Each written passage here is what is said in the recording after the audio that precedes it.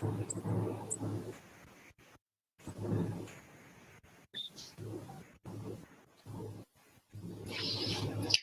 everyone, and I welcome all of you to the first Journal Club cum clinical meeting by the Journal of Bariatric Surgery.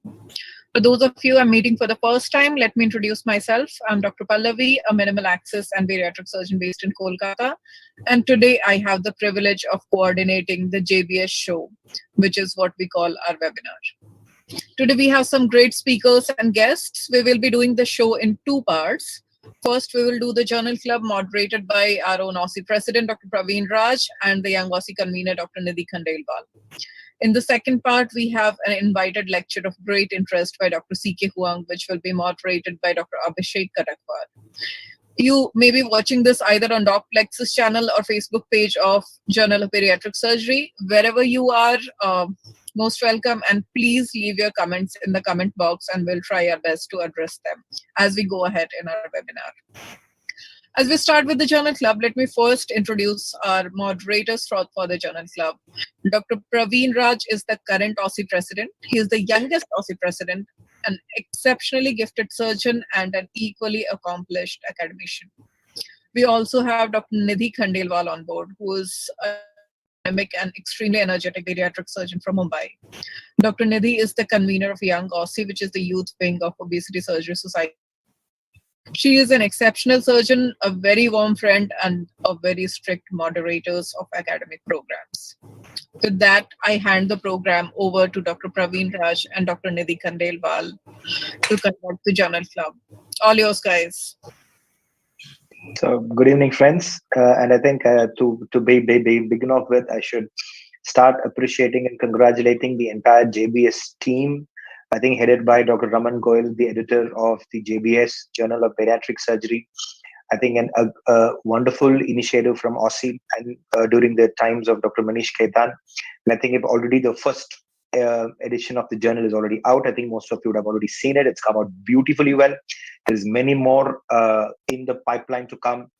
And with not just being the journal, and I think I should appreciate the coordinators, Dr. Pallavi, Priya, Dr. Aparna, and Tharun Mittal, for keeping the JBS show also on, just to keep the academic side of things going on, to keep connected with these surgeons across the lengths and breadths of the country and across the world, to keep this happening. So I appreciate all of you guys for this initiative and for the efforts taken in getting these academics on. And I think we are one of the few societies now we have our own journal, and not just, we have just gone to the next level of taking virtual education also through the academy. And I think it's an honor to be part of this event, and happy to moderate alongside Nidhi. Nidhi, any few words from you before we go on? I think you've just very beautifully summarized exactly what the whole aim of our journal club is. I'm sure Dr. Raman Goyal will shed even further light on this later. But yeah, publishing is a very, very important part of a medical field, because this is how we learn about what's happening in the rest of the world. But of course, sometimes not everybody has got access to all of these journals, and that is why this journal club, which is an online platform, is going to be a very, very good idea, and it's definitely going to keep gaining more and more momentum. Now, without further ado, let me introduce our first speaker for today. Again, a very nice friend of mine. I've known him since his first day of MBBS, Dr. Amrit Nasta. And he will be talking about early weight loss, a determinant of total weight loss after bariatric surgery. Over to you, Amrit. Thank you, Nidhi. I will just start sharing my screen. I hope the presentation is visible. So I'll go ahead. All right. So at the outset, I would like to thank Dr. Raman Goyal and the team of JBS for having me here, giving me this opportunity to present this paper, which we published in the journal in the first edition. I am presenting on behalf of Dr. Sijin, who could not be here. She is the first author of this paper. And what we will be talking about, what we published, is early weight loss. Is it a determinant of total weight loss after bariatric surgery?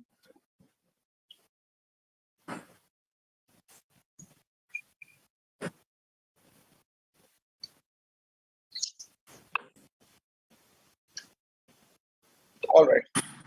So what was the reason for doing this study?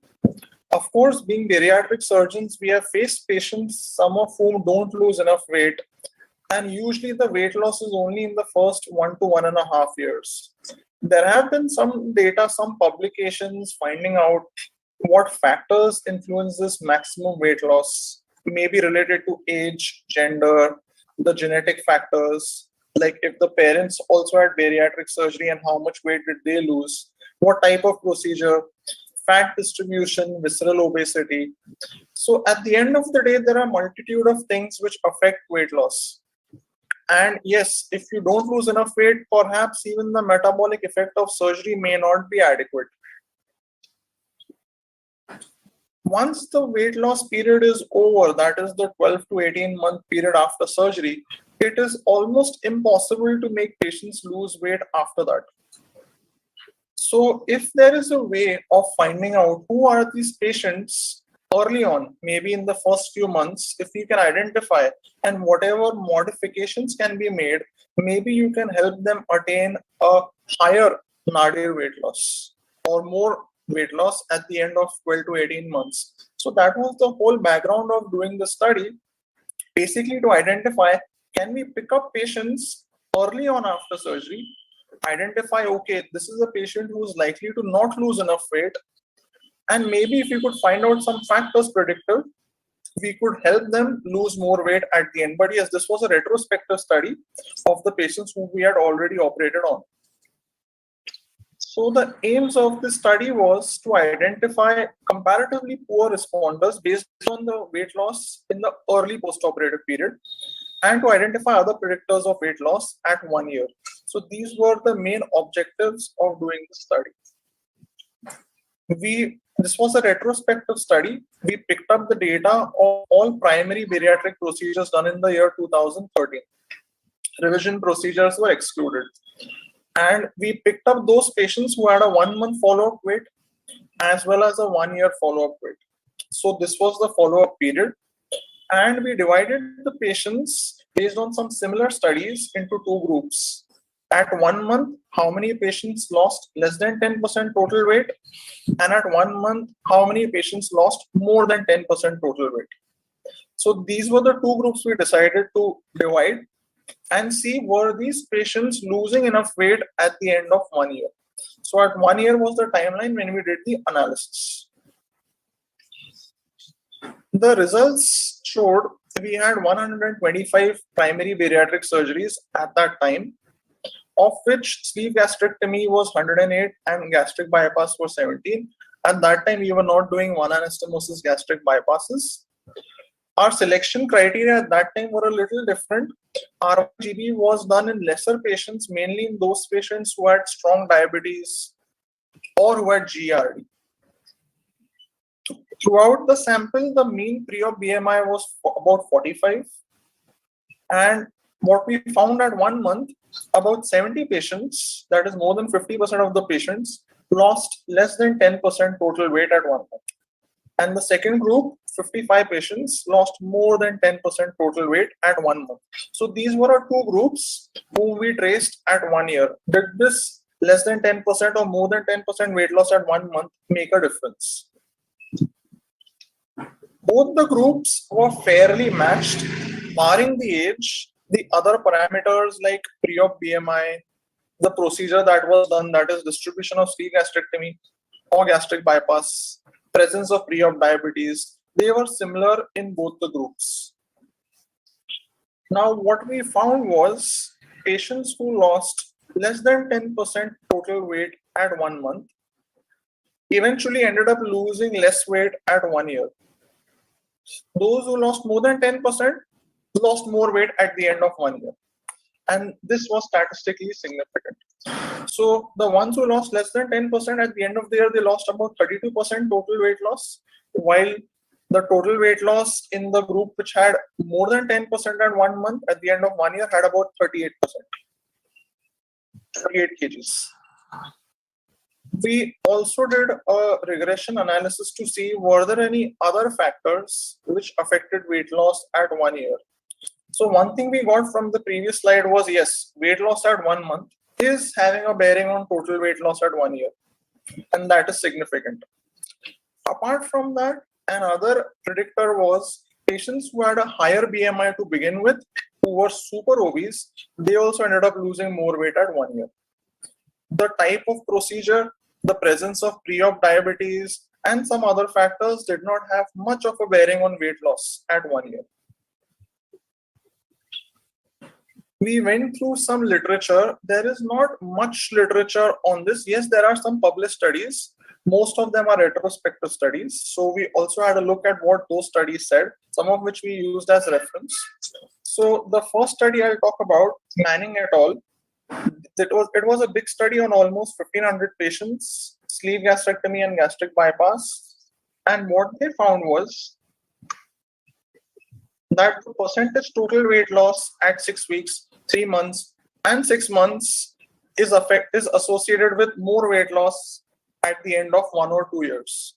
So yes, patients who are losing more weight at 6 weeks or 3 months or 6 months are ending up losing more weight. Similarly, in the second study on about 150 patients, percentage excess weight loss at 1 month strongly related with excess weight loss at 1 year and 2 years. The third study, a bigger study, this was the study we referred to when we got the 10% cutoff. So those who lost less than 5% at 1 month had a suboptimal weight loss at 1 year. And the fourth study, this was done in in adolescent population. They also found that in the age group of 13 to 19 years, this was a small study, 3-month weight loss influences weight loss at 1 year. So yes, there is literature to suggest of some extent that early weight loss is a marker of total weight loss at the end of 1 or 1.5 years.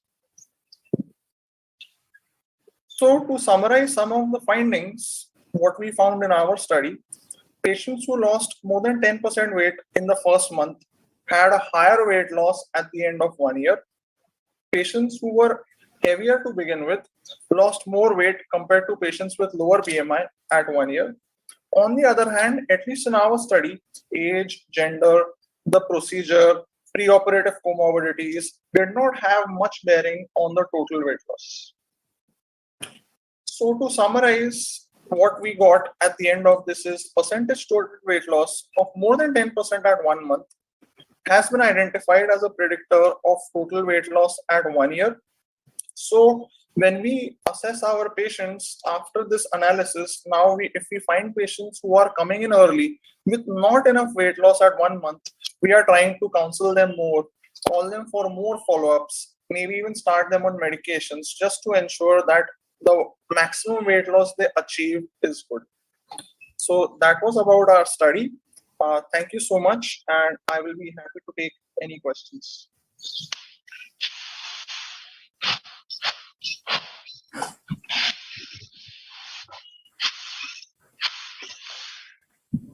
Thank you, Amrit. That was really great. If you can stop your screen sharing as well, please. Just had a couple of questions here. One, you said you based your study on one of the other studies which you quoted in your review of literature, where they considered 10% total weight loss as the criteria. Why this 10% total weight loss, and why did you not consider only excess weight loss or something?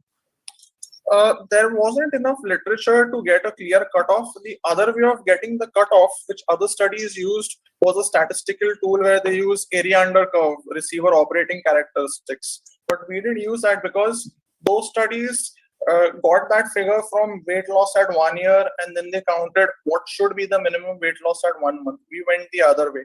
We looked at weight loss at 1 month and compared it with weight loss at 1 year. 1 year, right.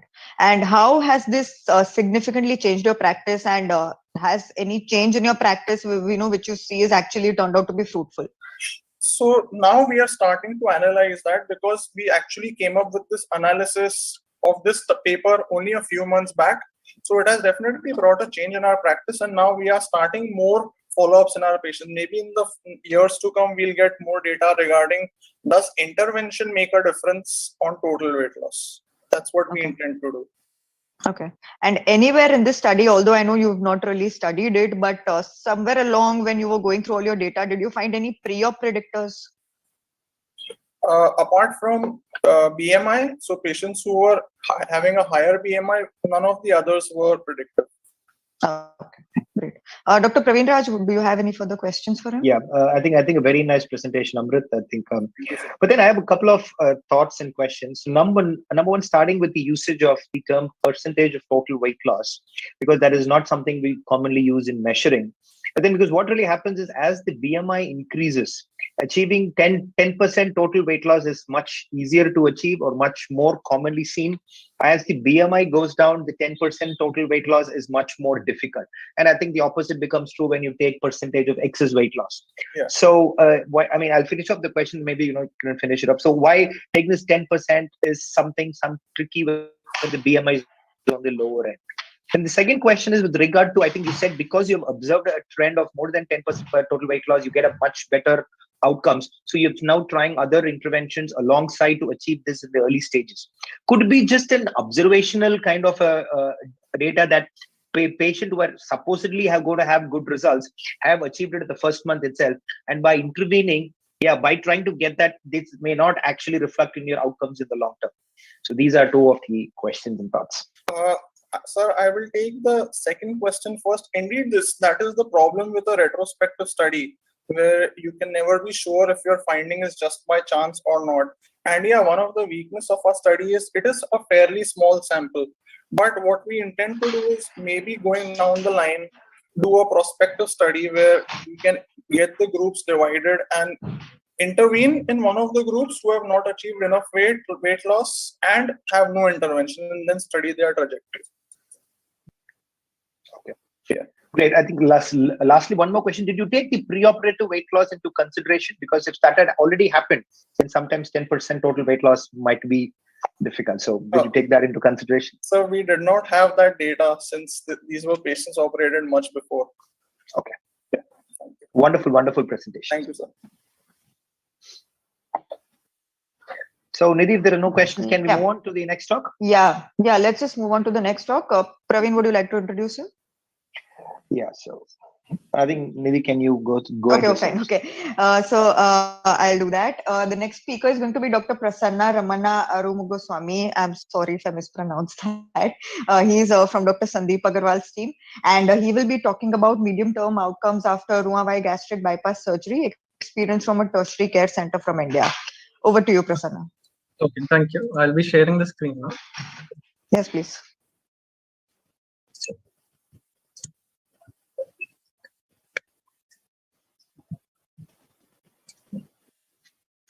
Just one second.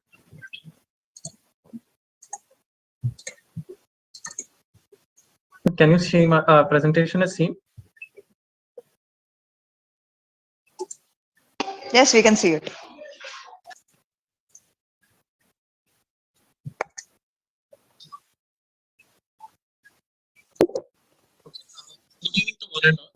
So thank you for giving me this opportunity to present my paper here. So I'll be speaking about the medium-term outcomes after Roux-en-Y gastric bypass, an experience from a tertiary healthcare center from India. This was done under the correspondence of Professor Dr. Sandeep Agarwal sir from AIIMS New Delhi. Our co-author was Dr. Vitesh. A brief background, Roux-en-Y gastric bypass has been a highly effective procedure for weight loss, especially in patients with high BMI and multiple comorbidities. And we see that there is a high attrition rate in long-term follow-up. Hi, Prasanna. Sorry to interrupt. Can you make it a full screen? Is it not? Okay, 1 second. I'll just stop share once. Just give me one.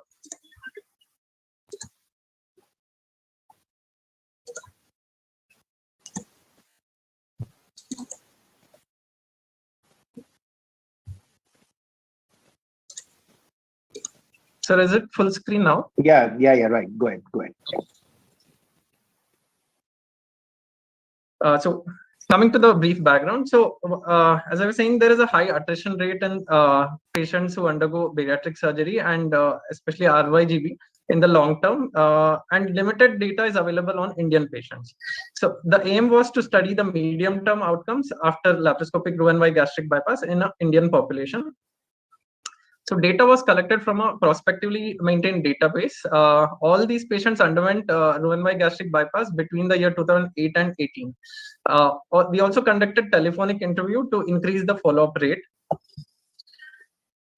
Patients who opted for bypass, who had severe GERD, long-standing type 2 diabetes, BMI of more than 50, were preferred for Roux-en-Y gastric bypass. And all patients were operated by a single experienced surgeon with experience of more than 10 years. And detailed preoperative workup was done according to hospital protocol. So the technique, coming to the technique, a 30 to 50 cc vertical gastric pouch was created, an anticolic gastrojejunostomy of 3 centimeter width created with a elementary limb length of 150 centimeter and a BP limb length of 70 centimeter. And we closed all mesenteric and Peterson defects in these cases. Follow-up was done at 3 months, 6 months, 12 months, and then annually.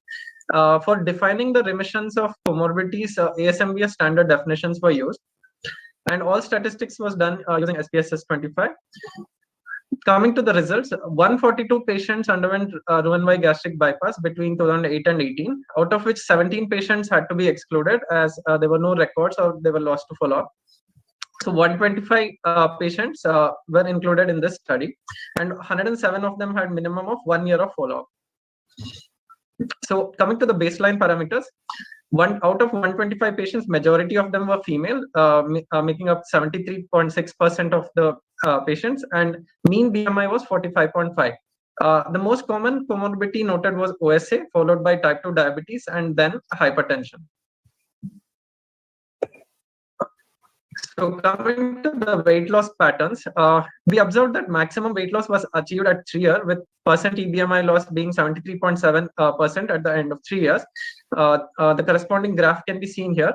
We also noticed that the follow-up rate also decreased. So at 3 years, it was 60.18%, and at the end of 7 years, it was 46.15%. We also noted super obese patients had significantly lower percent EBMI loss up to 2 years. However, beyond which there was no significant difference between the super obese and the non-super obese. Coming to diabetes, 50.9% remission was seen at end of 1 year, and it increased to 55.6% at 7 years. And also there was statistically significant decrease in mean FBS, HbA1c, insulin, and C-peptide. With hypertension, we saw remission in 63.6% patients at end of 7 years. And in OSA, improvement was seen in 66.6% at 7 years, with remission in 33% of the patients.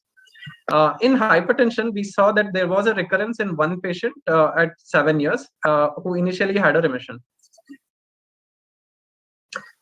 Coming to the lipid profile, LDL, total cholesterol, and triglyceride levels significantly decreased at the end of 1 year, and the trend for triglyceride and total cholesterol levels showed a falling trend beyond 2 years also. HDL levels showed an increasing trend even beyond 2 years. Coming to the nutritional aspect of this study, we observed that anemia prevalence increased up to 4 years, and at 5 years it was 71.4%. However, there was no vitamin B12 or folate deficiency noted. But there was iron deficiency, which was 61.1% at the end of 4 years. Also, we noted there was no vitamin D deficiency beyond 4 years. Coming to the complications, so we had a 0 leak rate in this series, and we observed 6 complications which required management. So the one patient had lower abdominal wall cellulitis due to wound infection. This was within 30 days of surgery, and the patient was managed non-operatively with antibiotics and daily dressing, and the patient recovered well and was discharged. One patient had pulmonary basal atelectasis, which required prolonged ventilation and ICU stay. This patient also recovered and was discharged. One patient had internal hernia. He presented in the late operative period beyond 30 days, and this required laparoscopy with closure of the mesenteric defect. Patient recovered well and was discharged. One patient presented with intestinal obstruction features in the late postoperative period and was managed non-operatively. And again, this patient also was recovered. Stricture was noted at the GJ site in one patient in the late postoperative period, and this required 2 settings of endoscopic dilations, and after which the patient was relieved of the obstructive symptoms. One patient had staple line bead. This was seen in the early postoperative period, and this required laparoscopy and control of bleeder, and recovery was uneventful. So we also noted 2 mortalities in this follow-up, and both were unrelated to the procedure and were seen beyond 90 days. So one patient had MI and the other patient suffered pneumonia. So talking about brief literature review. So in the present study, the percent excess weight loss at 5 years was 60.1%, and similar reports were seen in Indian study with 60.85% by Ismail et al. And in the Western literature, it's reported to be between 58.9% to 68%. Significant weight regain was seen in 9.6% of our patients at 5 years. From India, Beg et al. Reported 14.6% significant weight regain, and Obeid et al. From the Middle East reported 9% significant weight regain. So this study by Obeid et al., they had 328 patients, and higher percent excess weight loss was achieved by non-super obese patients compared to super obese in their study. And 19.5% patients had long-term complications which required surgery. So their data was a 10 to 13-year data.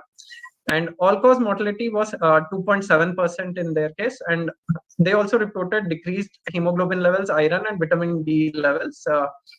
In our study, however, the vitamin D levels did not show a decreasing trend.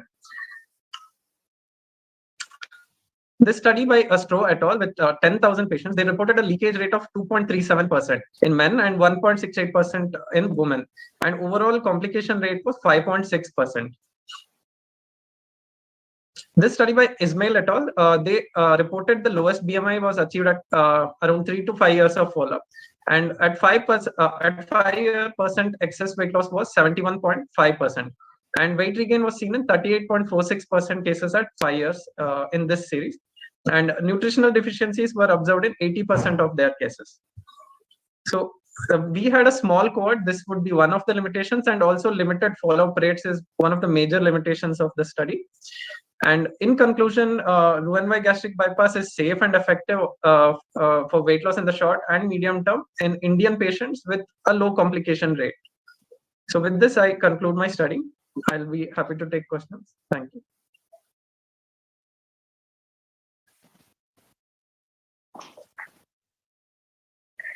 Prasanna, that was a very good presentation, and just to because I think your results were quite interesting. Just want to know what is the based on this, would you be able to give any recommendation on what kind of patients you would prefer Roux-en-Y gastric bypass, or what's your institute protocols on selection of Roux-en-Y gastric bypass? Here, what we usually prefer, first thing is the patient preference. If the patient prefers bypass, that would be one of the consideration. And along with that, higher BMI and multiple comorbidities, especially long-standing type 2 diabetes.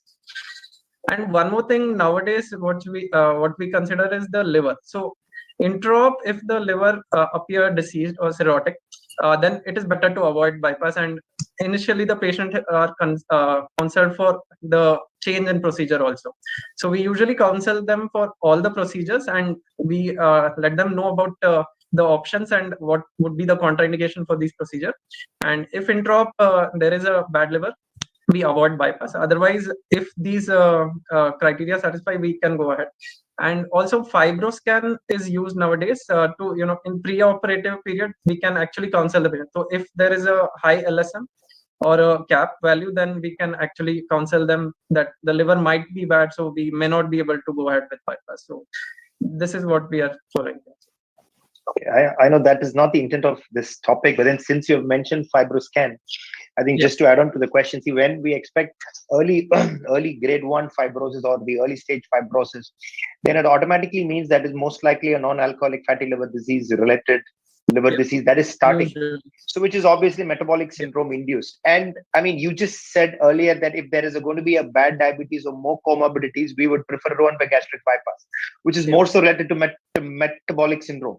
I think why this change? I mean, even if it's early, you're going away from a bypass, but then on the other end, we feel for metabolic syndrome, you would choose a bypass.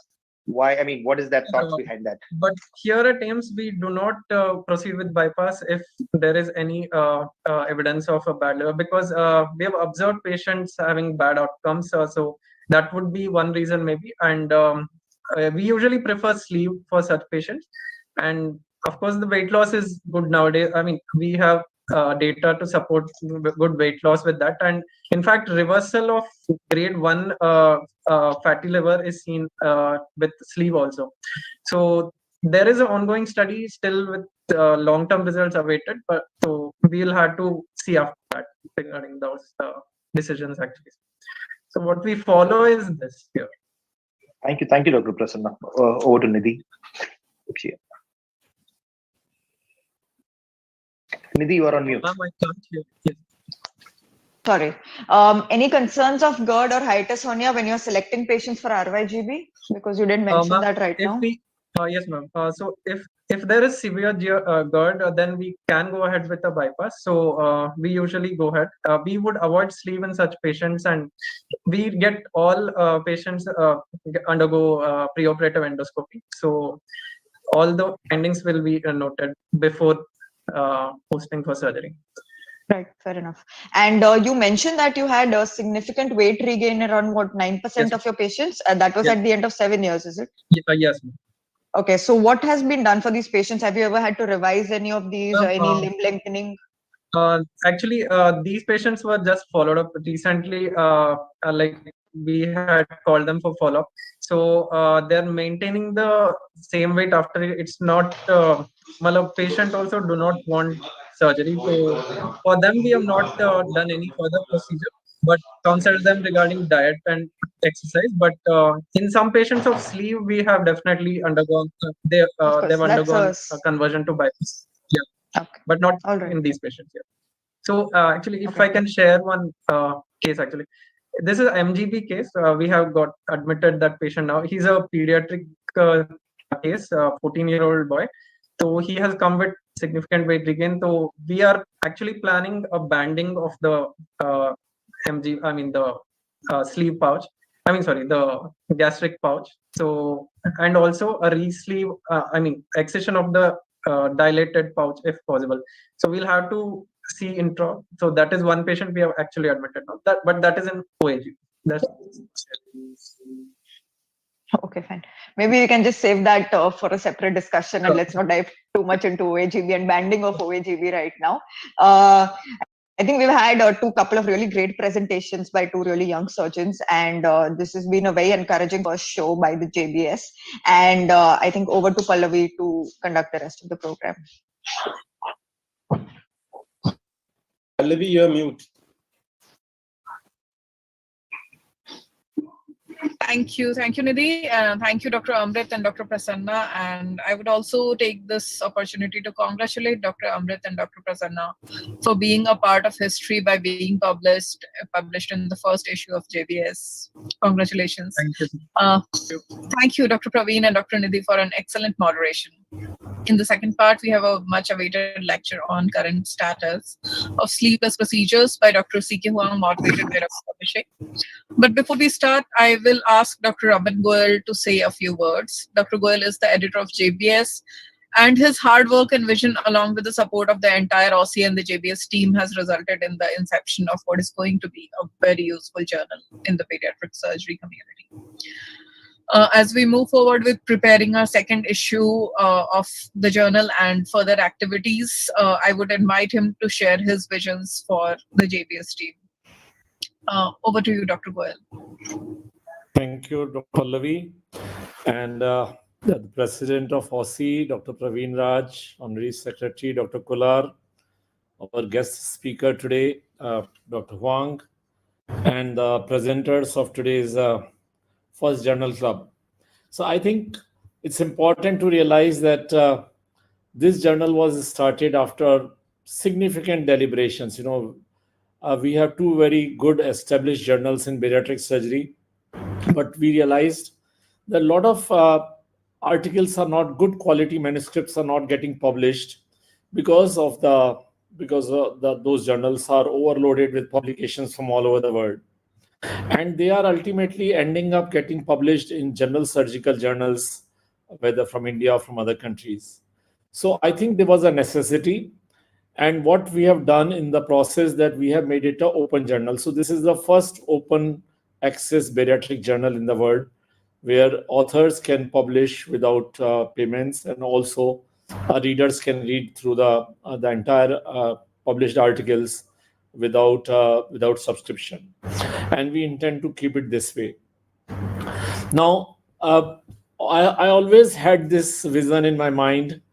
The journal is not only about publication. Journal should be a vehicle to provide to develop a research attitude in the society, to create awareness about research techniques, and also about publication. And that is what our communication team with Dr. Aparna, Dr. Pallavi, and Dr. Tarun Mittal, we have been emphasizing that what we are publishing in a journal is one thing, but how we prepare our colleagues, our friends, young surgeons to collect data, to analyze data, and to publish it in journals is equally important. And that's why the JBS show has been conceptualized. Now, moving on to the journal club, I think journal club is a very important component, because the published articles are read by a very small percentage of surgeons or readers. Most of them end up reading only the abstract, and if they don't like it, they don't read the whole manuscript or whole article. So I think journal club brings these articles to their homes, and since now we have the online journals, it makes it the online webinars, it makes it even easier for people to attend this and to hear the authors who have put in maximum effort, like let's say Dr. Prasanna and Dr. Amrit, for these articles that present their data, to have a discussion from two moderators, and to see whether the data that was published is worth their knowledge or worth learning from. So I think a journal club will go a long way, and the way we have designed it, that every month we will have a journal club where we will have 2 published articles being presented by their authors and analyzed, and we will have a guest speaker each time so that we have some clinical inputs from an authority.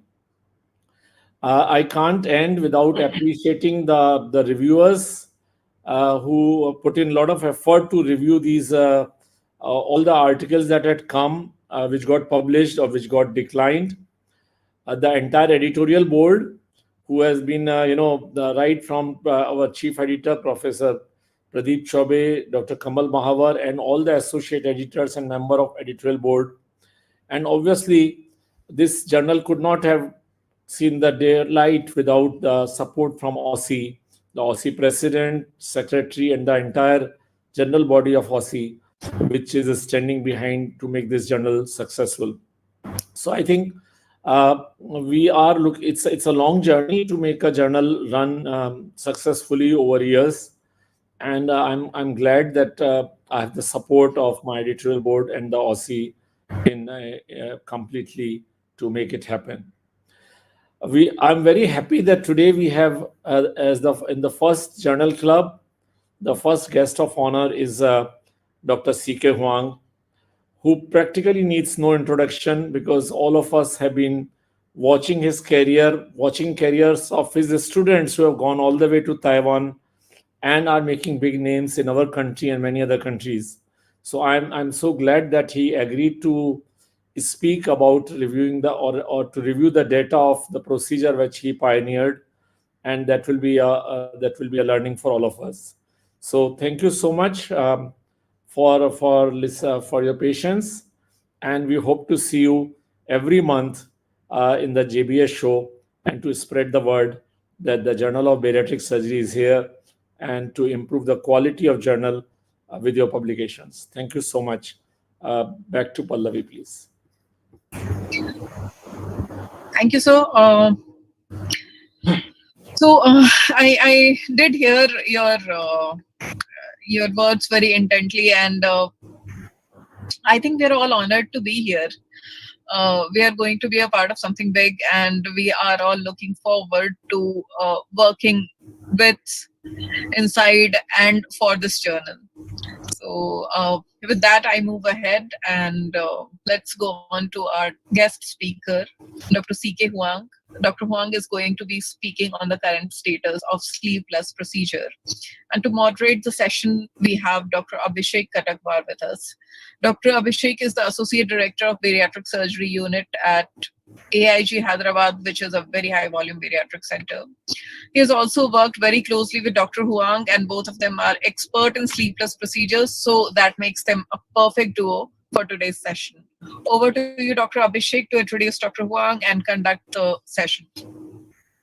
Thank you so much, Pallavi, and thank you, Dr. Raman Goel, for having me here. It's a great opportunity. And I'm sure Dr. Huang doesn't need any introduction, because if we count the number of Indian surgeons he has trained, probably he should be given honorary Indian citizenship. So I would not tell you about what great things he has done, but the thing which I have learned from him during my tenure, during my fellowship way back in 2015, I remember he told me that anybody can learn surgery. If you know GI surgery, you can be a bariatric surgeon. But the most important part in a bariatric surgeon is managing the post-operative patients, managing the complication, understanding the psyche of a person who is going through obesity, where there's a lot of social stigma, body image issues. And not only he made me a good surgeon, but he also made me a better human being. I met him as my teacher, but now I'm proud to say that he is a part of family. So with that, I welcome Dr. Huang. It's an honor to invite you for this lecture. Thank you. Before my talk, I still want to congratulate on the OSSI and also Dr. Pravin Raj to be the youngest president, and Dr. Raman Goel on your success for your first issue of the JBS. It's very hard and difficult to start the new journal. And thanks for the invitation for me to attend the first JBS show. I think that would make a lot of valuable works to the surgeons, no matter it's young or senior one. I think that is make a very important online broadcast and also for the academic activities. Thanks for Abhishek as a moderator for my sections. It's an honor to become Indian citizen in the future. I would say my talk was assigned by the JBS show for the sleep plus procedures. What does the current evidence say? I would like to say these items was start to be announced by us for sleep plus, the name. But I think that is really need times. I want to thank Abhishek to helping in writing this article to help the surgeons in the world to understand the concept. What is the sleep plus? It's because we have some problem for the procedure now. The first is about the sleep gastrectomy. Sleep gastrectomy is the most popular procedures, but it is higher rates of the weight loss failure compared with the gastric bypass procedures. There's been a lot of studies showing that the long-term results after sleep is more inferior to the gastric bypass as the time longer times. And also for the type 2 diabetes controls, some well designed randomized study showing that the diabetes remission is also inferior to the gastric bypass procedures. But when we're looking at the gastric bypass, the second popular procedure in the world, on the early and late complications. Gastric bypass have several short and long-term complications, like the dumping syndromes, marginal ulcers, internal hernias, iron deficiency anemia, and vitamin deficiencies. And some long-term complications are all related to a nutritional deficiency. We need the very long-term vitamin and mineral supplements. And dumping syndrome even was reported to affect more than 40% patients to have the dumping syndrome after gastric bypass. For Asian patients, lost higher gastric cancer occurrence prevalence area like the Korea, Japan, and China, I think the risk of the gastric cancer is a very important concern. A review articles showing that the remnant gastric cancer there's a 17 cases. Even it's rare, but all these cases become very late stage when we discover these problems. And the disease-related mortality rate is almost 1/3. So when you're thinking about sleep might be not enough, and gastric bypass might be have too much complications. So we start to think about how to use sleep plus to treat our patients. What is sleep plus procedures? It means sleep gastrectomy with concomitant additional bowel bypassing procedures to gain beneficial effects for weight loss and also the resolution of comorbidities.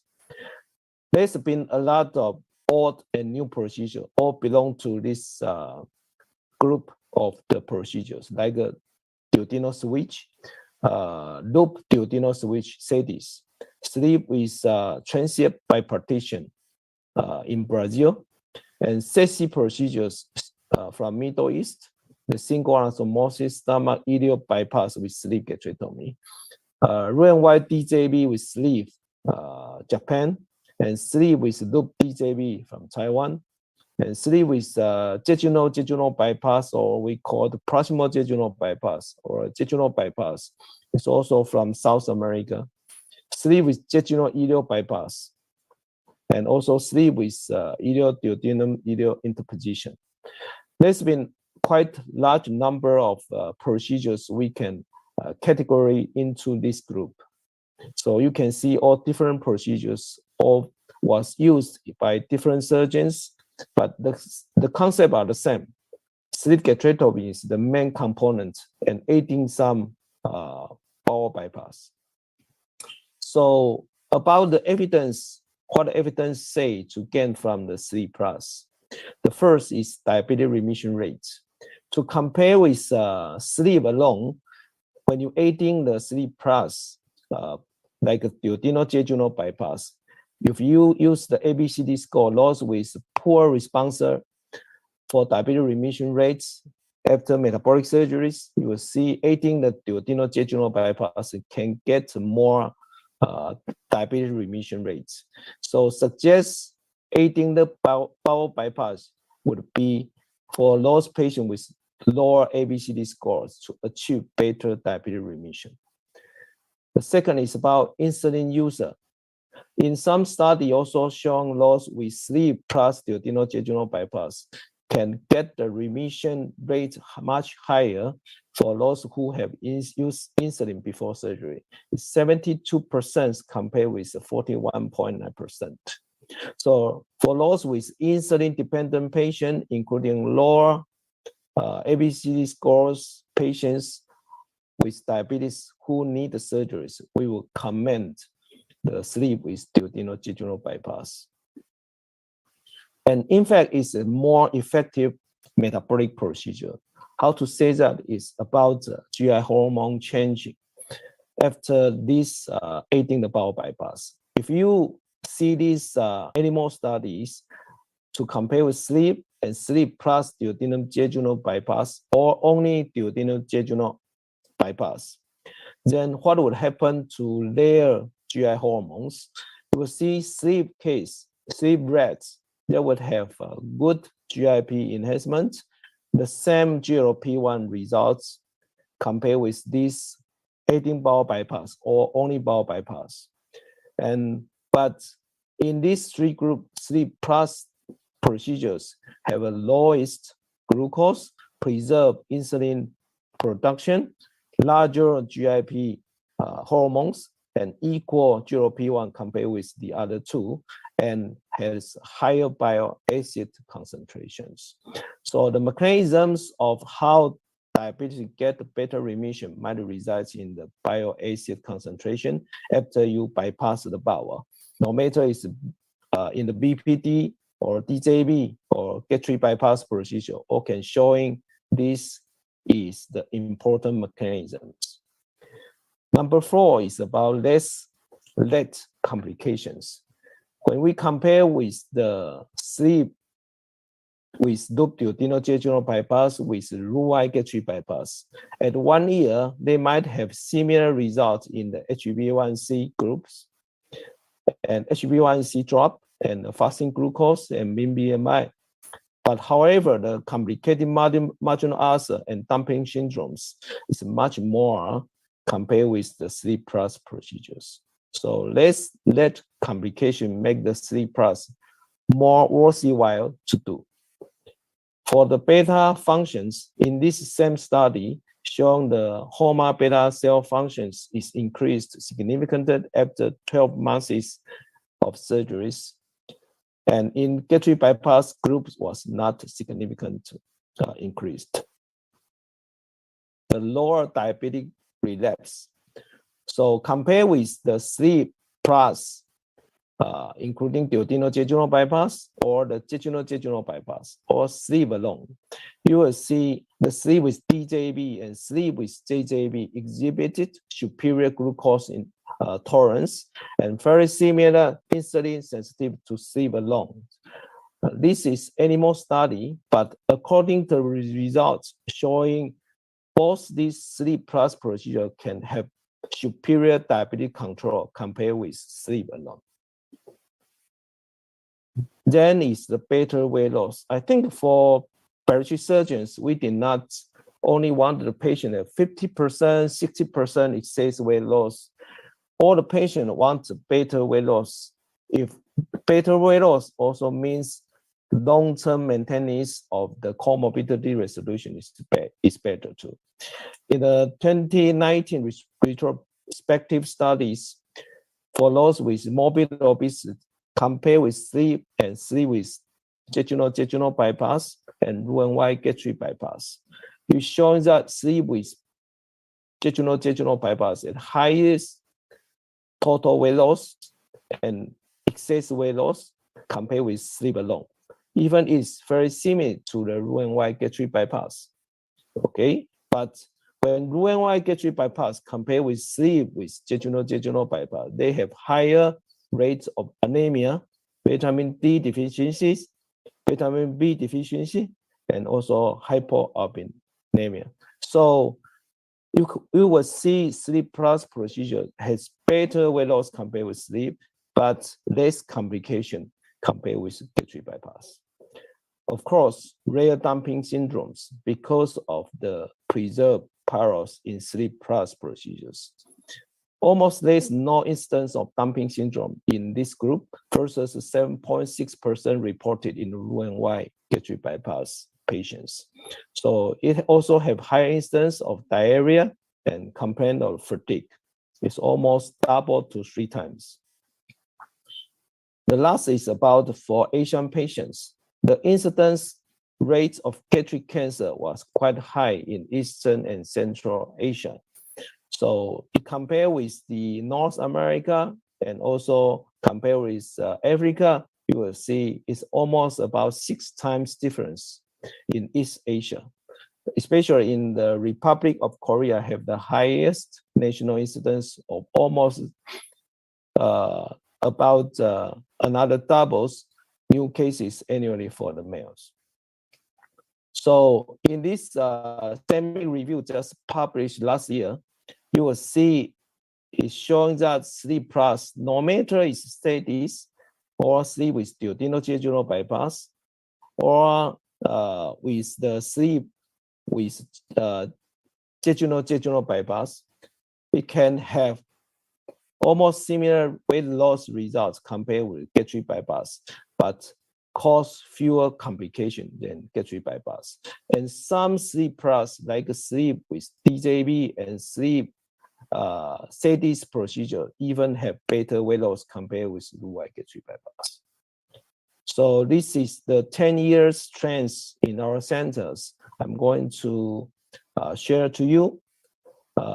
We have 3 main operations in these 10 years. Every year we do about 300 to 400 cases. And in the beginning, the sleep plus is zero since 2010. That times we have very large numbers of gastric bypass every year, but it's decreasing slowly when the sleep gastrectomy start to gain the popularity. So in the highest numbers is going up to the 262 in 2014.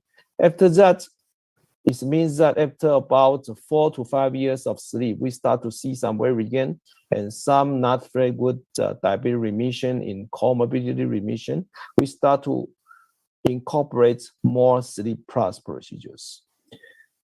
Very interesting is that gastric bypass right now in our hands every year now is going to only 7 cases a year, and sleep gastrectomy has declined, and sleep plus take over this advantage about the volumes. So we also have some revisional surgeries. So, but the trend is going up for the sleep plus procedures. Sleep still does very important roles, but becomes second importance now. We almost abandoned the Roux-en-Y gastric bypass already. So my conclusion is sleep plus definitely will gain popularity after higher adoption of sleep gastrectomy. But sleep gastrectomy is inferior in the weight loss. And for Roux-en-Y gastric bypass has more complications, and sleep has worse diabetes remission and also in the relapse. In the near future, I think it will replace the gastric bypass that ever treated as a gold standard procedure in the worldwide. And how to select in so many different sleep plus procedure selections, I think should be according to the variety of patient's condition, and also in different surgeon hands when you have different ability to do various procedures very maturely. I think that would be your choice. It's my opinion and my talk. Thank you very much. Thank you, Dr. Huang, for covering these 10 points in favor of sleep plus procedure. So I have 2 questions for you. Being a moderator, I will be the first to ask you. The first question is, a lot of people have doubt about blind loop syndrome and SIBO in procedure like proximal jejunal bypass. I know that we haven't seen it also in my practice, but I want to hear it from you. The second question is sleep plus procedure, because as a trend seen in your practice, you don't do RYGB anymore and no scene of MGB there. So don't you feel there is some geographical difference comparing, Indians are the bulk eaters, and the amount of food and the quality of food which we consume here is totally different, because I've seen Taiwan people, I've seen the portion size and the type of food they eat. So you feel that same thing can be applied to Indian, or will there be some difference? Okay, about the blind loop syndromes, I think a lot of surgeons concerned about these issues, but when you look at one literature was published by Munier, that he had to go into for second reoperation for sleep with jejunal bypass. He tried to sample the blind loop bowels, but he did not find any bacteria overgrowth in this area. And the second is that, yes, till now we have done about 700 cases of sleep with proximal jejunal bypass. We did not see the blind loop syndromes till now, and it has been observed for more than 7 years. So if you really encounter blind loop syndrome, if you look into the literature, blind loop syndrome did not occur in this kind of procedures. In fact, in Roux-en-Y gastric bypass, in duodenal switch, when you bypass the duodenum, when you bypass the remnant stomach, it still have the possibility to have we call it blind loop syndromes. When you have some GI tract was closed, sealed, without the food enter. So, but the rate is really very low. So for some concerns from surgeons or patients, I would tell them that if it really happened, you have some symptoms of that, you can convert it to the normal small bowel. It's very easy to convert it, or we can resect this blind loop. So I think this is not a really big issue till now. And about the food preference, I love Indian food, definitely, but of course, very high carbo and also very high fat. So I think gastric bypass patients have some problem in India because you have large vegetarian and most is carbo, very low protein food. So in fact, if you do gastric bypass, the patient will be encounter more hypoalbuminemia in the futures. The protein deficiency, I think, will be much more, and anemia too. But if you do sleep plus procedure, I think it would be better compared with Roux-en-Y gastric bypass. And I'm not sure that whether it could be like a duodenal switch or only just like doing proximal jejunal bypass. But in Taiwan, we think that we are, as for myself, I have been changing my concept for bariatric surgery now. I don't think that it is malabsorption procedure. I think it's important to change the bowel hormones to make the patient have a more long-term satiety, so make the weight loss is better, maintaining the long-term weight. So right now for the sleep plus procedures, even we use the plus as a revisional surgery for the sleep weight regain cases, but you did not see much malnutrition issues. So I think for the food prevalence, I think in the future, Indian surgeon will be able to answer this, but I think sleep plus procedure is still much better compared with gastric bypass in India. Thank you. Any further question? Abhishek, can I ask him a question? Yeah, please go ahead, sir. So, CK, excellent talk. Really enjoyed. My only concern is that increasingly we are finding more and more sleep patients ending up with de novo GERD, or they had GERD symptoms before, but anatomically they were normal, and they developed GERD severity increased after surgery. Now, when we are talking of sleep plus procedure, this particular element of sleep is there common in all the sleep plus procedures. So how do you manage that, and what is your experience? Okay, for the sleep reflux, I think there's been a few publications about de novo GERD after that. And yes, in the first 5 years of my sleep gastrectomy, it's really bothering us. And when we start to look into how to more aggressively treat the patients, the hiatal hernia, you will see that the incidence could be decreased a lot. Right now, for us, we ask the gastroenterologist to more aggressive to look into any element of the hiatal hernia before surgeries. During the surgery, we aggressively to open the hiatus and close it very tight. Before, most surgeons use H-bones or non-absorbable sutures to close it, maybe 1 or 2 sutures, without tightness, because of worrying about strictures. But right now, we close it very tight to let only 1 centimeter distance for the hiatus closure. This means that we did not remain the big opening anymore. And we found the instance of reflux decreased very much. And the second is that the de novo GERD, a lot of surgeons say, in fact, the anatomy might be still normal, but the patient has GERD. But in fact, when you do the CT scan, you will see a lot of patients develop the migration of gastric tube. It might be only 0.5 centimeter or even 1 centimeter, but it causes migration and causes the GERD at the night. So in this kind of cases, to prevent it, there's 2 issues. One is repair the hiatus aggressively. The second is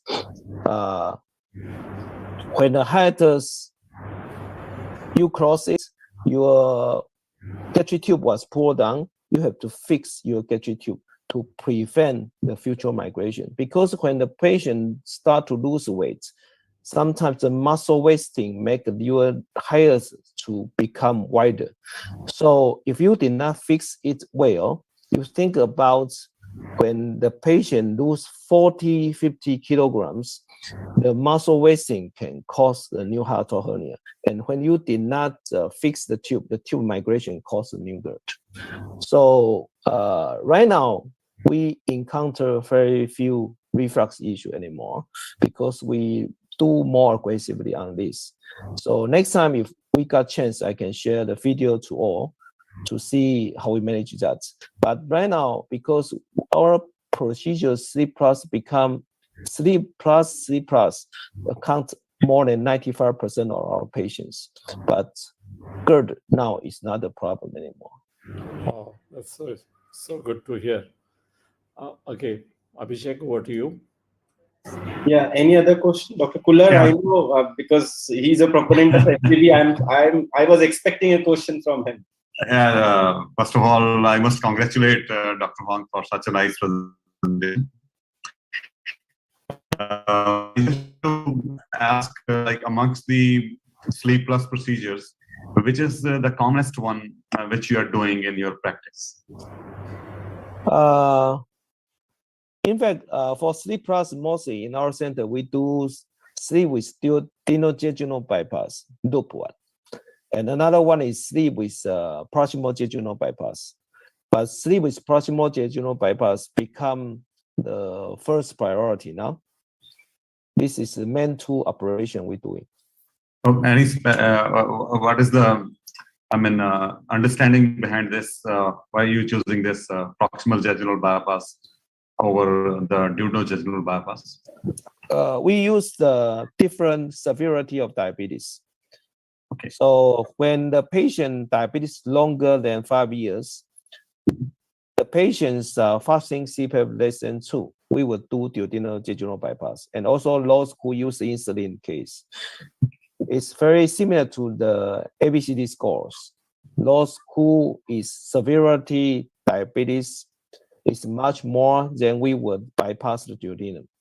For those who is more early diabetes, relative good beta cell function preservations, do not use insulin cases, we would select only jejunal bypass.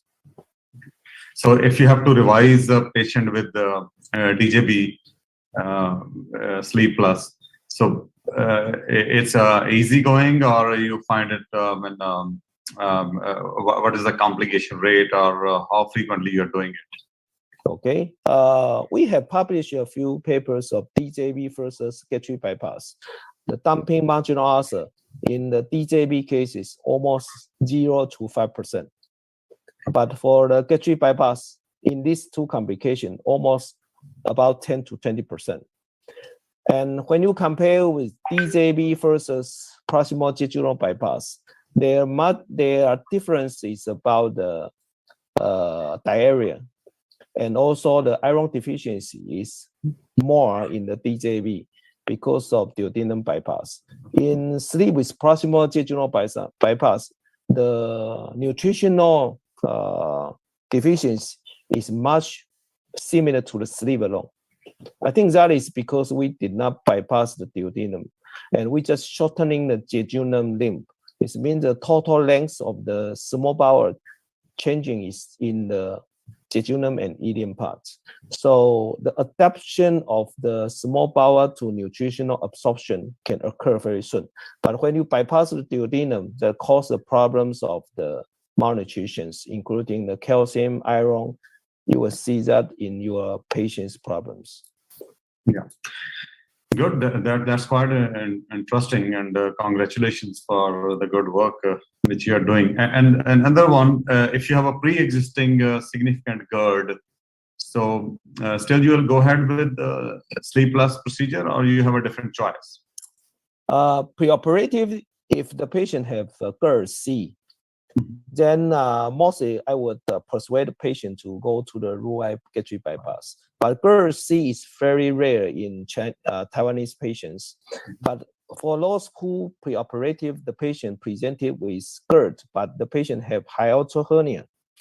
No matter it's GERD A, B, C, D, even there's some barrettes, I still can do sleep plus. We have some data showing that even the patient have barrettes, but it's coming from your hiatal hernia anatomy problems. When you repair it tightly, you do sleep plus, the patient still can get remission of it, their barrettes. So I think when anatomy issues, you correct anatomy, then the patient don't have the issue anymore. But if it's because of some diet habit problems or some unknown reasons of barates or severe GERD, then I still recommend the patient to get the Roux-en-Y gastric bypass. So gastric bypass still not totally abandoned in our center. You will see in 1 year, we may do about 10 cases. Most is because of this kind of issues. Good. Thank you. Thank you. Thank you. Pallavi, you want to speak?